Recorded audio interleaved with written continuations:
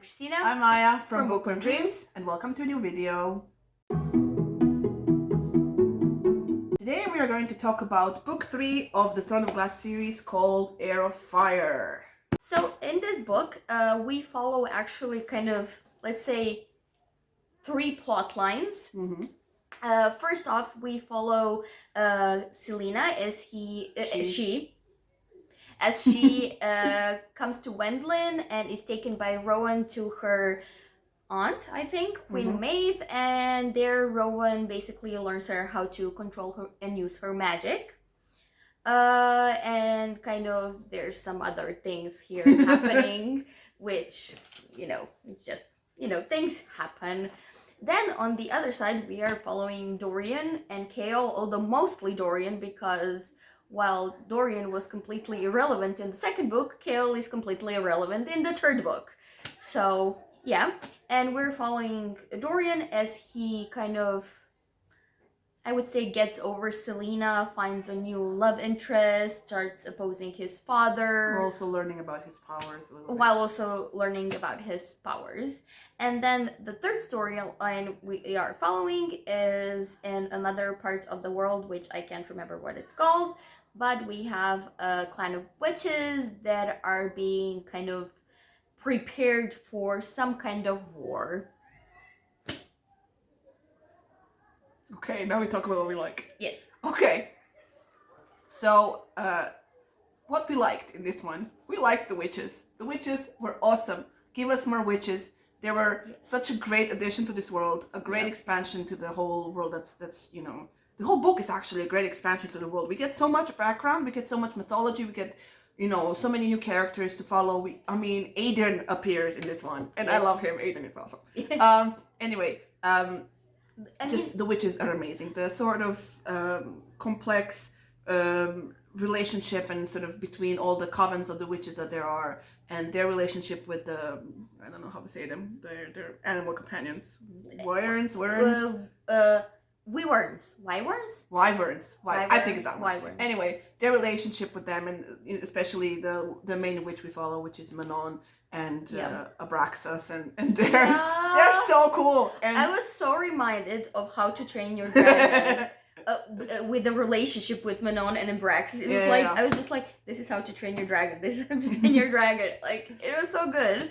Yes, but, just basically, the witches are sort of, I don't want to say hired by the king, but basically hired by the king to form his aerial army. And to do that, because they used to, when there was magic, they used to fly brooms, and now there is no magic, they get to fly these beasts that he created. And basically, there's a whole competition of them learning how to fly, and then a competition to see who will be wing leaders, so who will lead the army, for whatever other conquests that are going to happen in the future.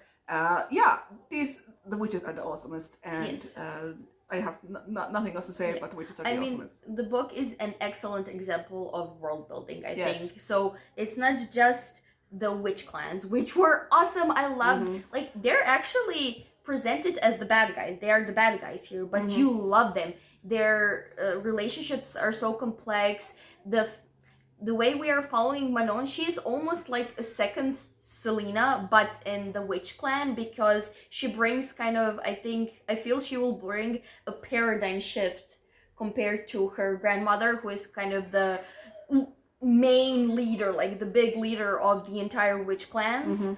And I think Manon, I think there's gonna be, I guess, some kind of storyline where she really opposes her grandma and kind of changes the perception of witches and stuff like that. Because the witches, there is hints of that she doesn't really fully embrace the witches code.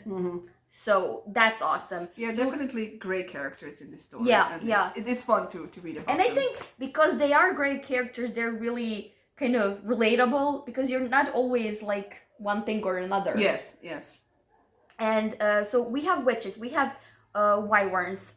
Then you get this whole thing about the Walg, who are this out of this world, Demons. dark princes, kings, demons who can enter your bodies and kind of overtake you, and there's this whole mythology surrounding them, which is just so good. Then you have like this whole mythology about the demi-fae and what they can do, and then what do I have next? Oh, like, and then there's like this whole explanation finally fully of what the word keys are and how they're used and what they can be used for, and just so many, you find out so many things about this world. Like, before, the world was basically Selena, Kael, Dorian, and like this rifthold and like just this theoretical rebellion. yeah, and now you have an entire world. This is like, there's rifthold, there's like that Wendlin, there's Terrasen, like the promised kingdom, let's say, and like there's like so many things happening that it's just absolutely brilliant. And I also think I actually very much enjoyed the fact that Selena was separated from Dorian and Kael. I think because I think their relationship, amongst like all of their together relationships, kind of contributed to the YA-ness of the first two books. And now that they were separate and kind of making, especially Dorian and Selena, creating and forming new, much more, I would say, mature relationships with other people, that's like what was really good for me. I mean, I love this book. Like, 5 stars. Like, I loved it.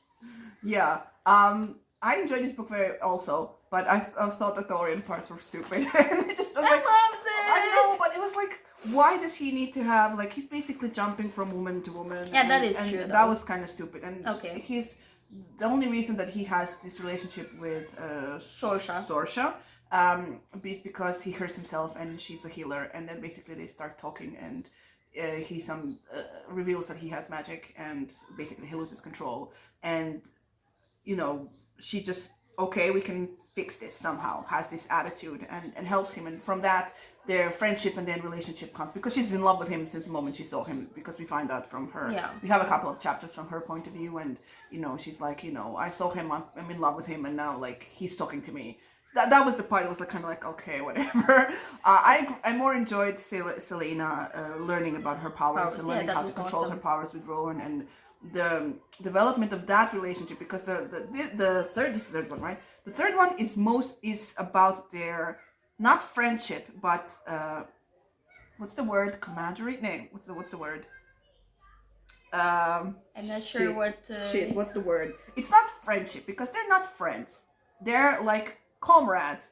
So what's the word for that? Colleagues? Not colleagues. It's more than colleagues. They're comrades. I mean, so basically, the two of them. So Selena and Rowan are very similar in a way, other than the fact that Rowan is like a million years old and she's like 19 in this one. Is that they have had similar experiences when it comes to their military careers, let's say, and their personal lives. That is, having someone they loved and losing them. So for Selena, that being Sam, and then later on, the sort of betrayal of Kael, and the trauma of her past lives, where Rowan had his mate before, and all the horrible things that he had to do because he has a blood oath to Maeve, which means that he and his 5 comrades are supposed to do whatever she says, and Maeve is very, very ruthless, and this is the sort of one thing that I dislike about Fae. I mean, it's like part of the mythology that we have in our world, but the Fae being all duplicitous and scheming, and that's what I don't like. That's why I hated Holy Blacks as the cruel prince and whatever, because it was like horrible. Technically, it is part of the Fae are like that. But I don't like that. So anyway, yeah, I greatly enjoyed sort of the development of their friendship. Not friendship, but you know what I mean. They're not understanding of each other. They just started, very antagonistic and very, she's bratty, and he's like supposed to teach her things, and then as they get to know each other more, it's not love, it's not it's just more of like, oh, I understand you and I will help you, and which later on turns into just this awesomeness of the battle and everything. So yeah, that was my favorite part of Heir of Fire, is just sort of their relationship and everything that they did for each other to help each other sort of grow, and move on from like their trauma. Yeah. However much they can, because more trauma is coming. Yeah, I mean, now that you mentioned trauma, like I like that. I actually like Dorian and Sorsha. I really like. I was shipping them so hard. But like, there were so many traumatic moments in this one. In particular, when Selena is faced with the Volg and she relives basically the murder of her parents and her maid, and I almost cried. That I was like on the verge of tears. It was so heartbreaking and explained so many things. It just explained so many things about her, and that one was like really difficult. What do I have then? Oh, right, I had such a Titanic flashback.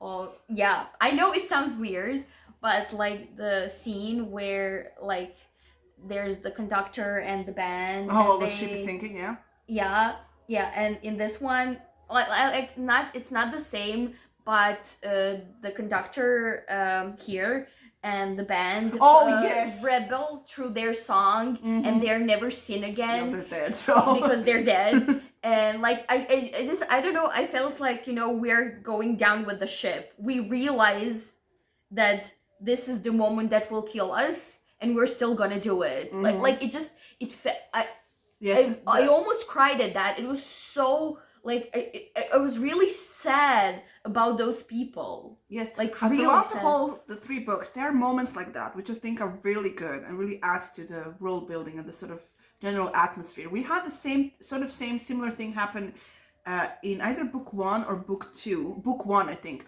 when Selena and Kale are listening, or is it book 2? I don't remember. They were listening. They were at court and listening to a singer sing, and she sang like a song from one of the conquered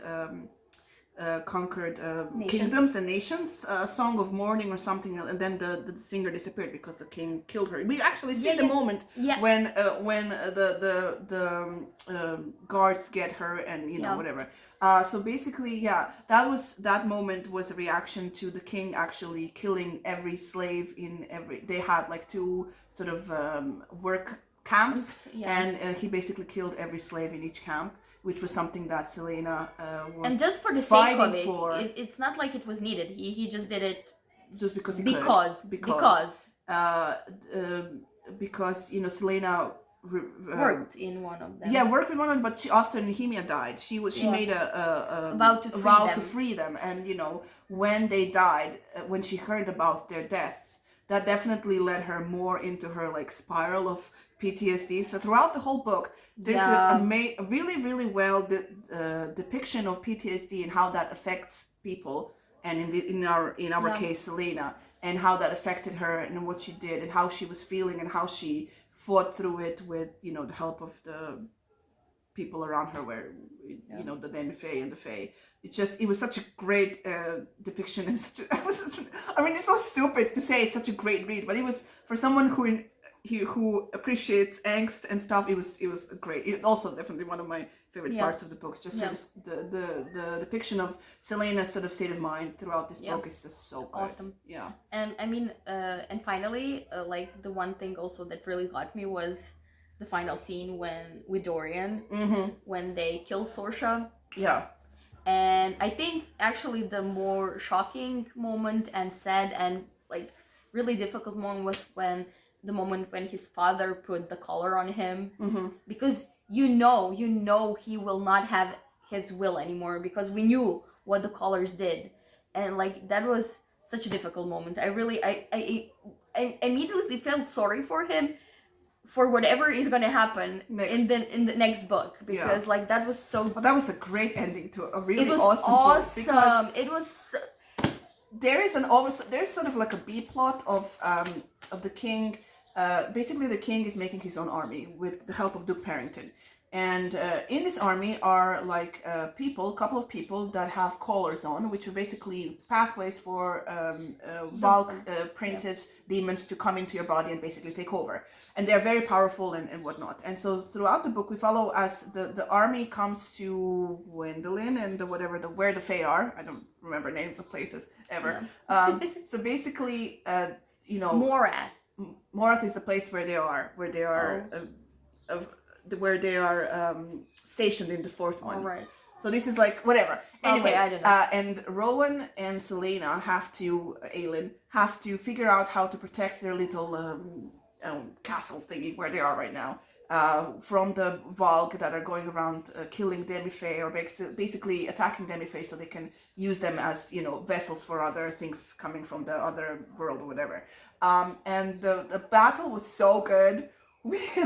Selena was so badass in that one when she she's losing, but then I love that. Those are my favorite moments in the fantasy books when, you know, she finds power and she basically kills everyone. Yeah. It's awesome.